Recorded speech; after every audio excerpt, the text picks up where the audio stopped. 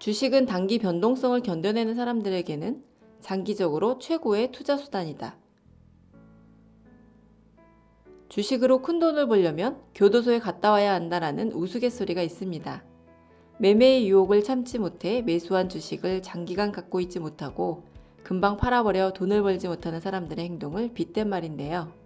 정말 주식은 팔지 않고 오래 보유하기만 하면 결국에는 큰 돈이 되는 걸까요? 먼저 나라별 주가 지수를 살펴보겠습니다. 30년 동안 경제 불황을 겪고 있는 일본의 니케이 지수입니다. 30년 전 가격을 회복하려면 아직도 갈 길이 멀어 보입니다. 요즘 주식시장이 뜨겁게 달아오르고 있는 대만의 증시를 볼까요? 최근 몇 년 동안 주가가 가파르게 우상향하고 있지만 이제 겨우 30년 전 가격을 회복한 수준입니다. 이런 사례는 얼마든지 더 있습니다. 선진국이 많은 유럽의 증시를 보겠습니다. 이탈리아 증시입니다. 10년 전 주가가 반토막 난 이후 하락한 주가를 그대로 유지하고 있습니다. 스페인 증시입니다.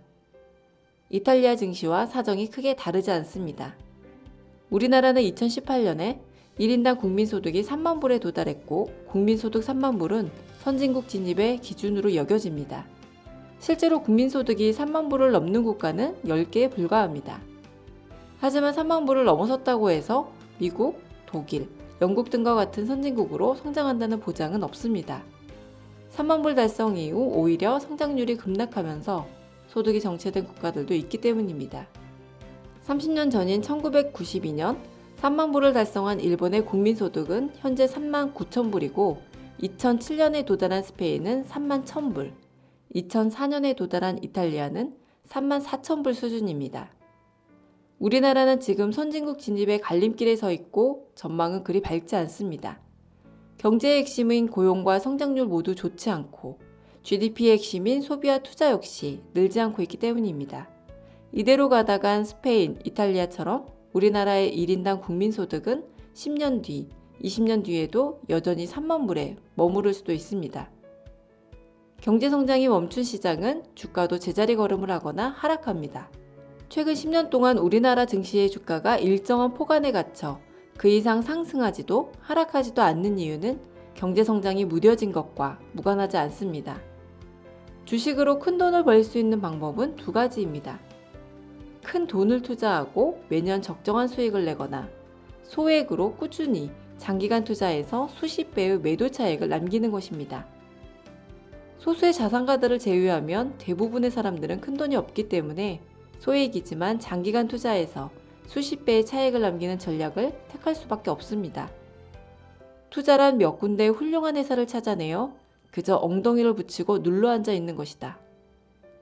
주식 투자의 대가들은 하나같이 장기 투자를 최고의 투자 비법이라고 말하고 주식시장에는 장기간 투자에서 큰 부를 이룬 수많은 성공 사례들이 존재합니다. 하지만 주식을 오랫동안 보유한다고 해서 무조건 돈을 버는 것은 아닙니다.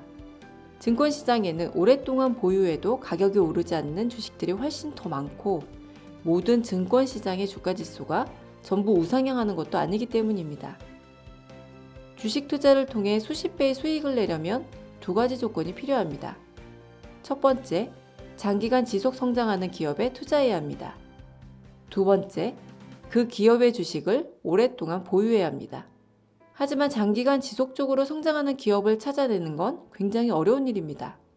그런 기업 자체가 극히 드물기 때문이죠. 세계 500대 기업도 15년이 지나면 그중 30%는 망한다는 통계가 있을 정도로 기업의 생존 확률은 높지 않습니다. 전문 투자자도 아닌 평범한 개인이 투자 공부를 열심히 한다고 하더라도 성장하는 기업을 발굴해내는 능력을 키우는 것에는 한계가 있습니다. 어떻게 해야 그런 기업을 발견할 수 있을까요? 여기서 생각해봐야 할 점은 주식 투자는 확률 게임이라는 것입니다. 금을 캐려면 어떻게 해야 할까요? 우선 금 매장량이 많은 곳이 어딘지부터 파악해야 합니다. 금이 많이 매장되어 있는 금광 주변으로 가는 것이 금을 캘 수 있는 확률을 높이는 가장 효율적인 방법입니다. 금광에 가면 평범한 곡괭이로도 금을 캘 수 있지만 금이 매장되어 있지 않은 곳에 가면 아무리 성능 좋은 채굴 장비로 땅을 파더라도 금을 캐기는 어렵습니다. 마찬가지로 성장하는 기업을 고르려면 성장하는 시장에 가야 합니다.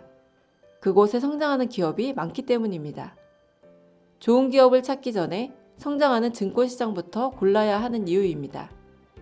그것이 장기간 성장하는 기업에 투자할 수 있는 확률을 높일 수 있는 방법입니다.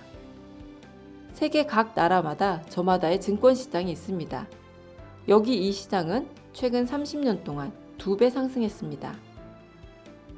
이 시장은 최근 30년간 11배 상승했습니다. 이 시장은 최근 30년간 22배 상승했습니다.